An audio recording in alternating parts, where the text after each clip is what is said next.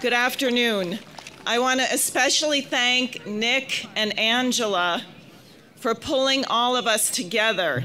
And I am pleased that we have smoked out hundreds of FBI agents and thousands of NAFO trolls just by sticking together to oppose our nation from plunging us into the abyss of thermonuclear war. We are here because there seems to be no bottom, no boundary to the depravity of our own government. They would never do that.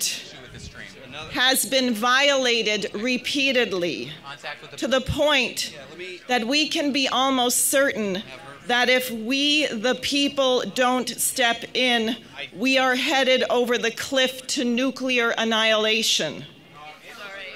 We are here because we've been living a lie.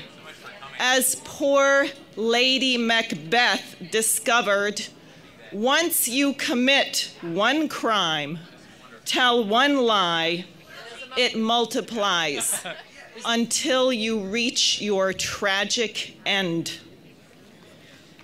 Unless you choose not to be tragic. We are here because we choose not to be tragic. The lying began at the end of World War II, at the death of FDR. We were told it was necessary to drop not one, but 2 nuclear bombs on Japan. It was not. The Emperor of Japan was already negotiating the terms of surrender through the Vatican.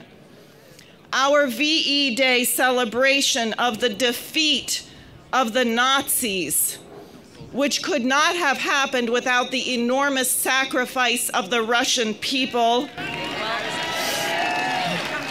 was short-lived. I said that's right. That's right. And instead of eradicating Nazism, the Dulles brothers, among others, protected Nazis in pockets, in our intelligence agencies, and in other nations in the name of fighting communism.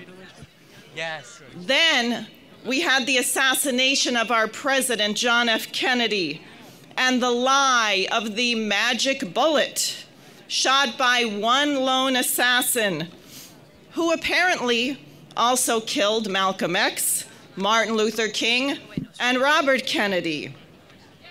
Then we had 9/11, allegedly perpetrated by some guy suffering kidney failure from a cave in Afghanistan.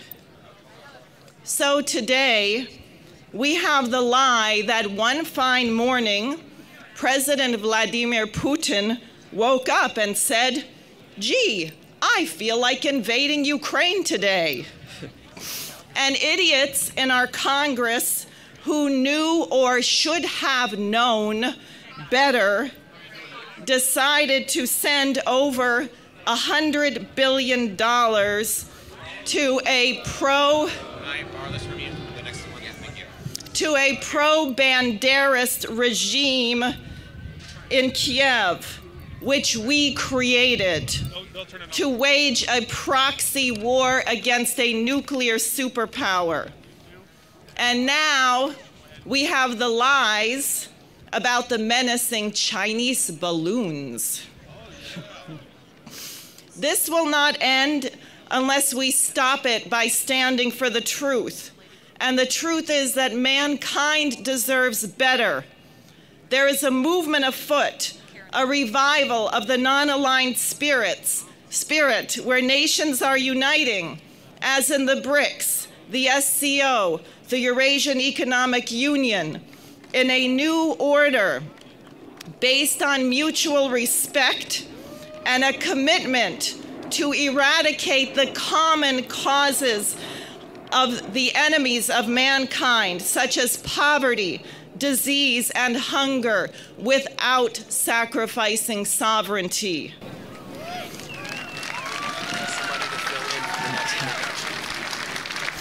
Rather than try to crush this new paradigm, the United States should join it. Millions are suffering in our own nation because of our foolish insistence on being the global hegemon. The Pope has offered the Vatican for peace talks without preconditions. President Lula of Brazil has proposed founding a bloc of nations to create a peace organization. I, along with Helga Zepp-LaRouche, who you heard, support these calls for negotiations. It doesn't matter if you like or dislike the initiators.